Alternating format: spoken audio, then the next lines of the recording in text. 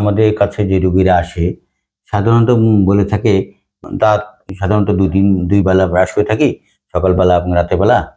কিন্তু আমার মনে হয় যে আমাদের দাঁতের পরিচর্যা ঠিকমতো হচ্ছে না। যে দাঁত যদি আমরা প্রতিবারই দাঁত ব্রাশ করি, বেশি, বেশি ব্রাশ করি, তাহলে আমাদের কোনো সমস্যা আছে কিনা?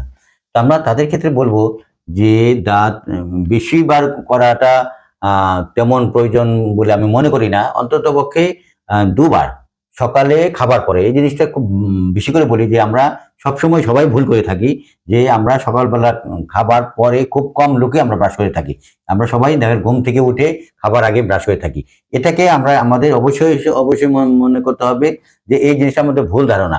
আমরা প্রথমত যে আমরা ঘুম থেকে উঠার পরেই আমাদের মুখটা একটু ফ্রেশ করার জন্য আমরা কুলি করতে পারি বা চোখে মুখে পানি দিতে পারি। জাস্ট এটাই করে থাকবো। কিন্তু ব্রাশটা করব খাবার পরে এবং রাত্রে বেলা ঘুমানোর আগে আমাদের ব্রাশ করতে হবে।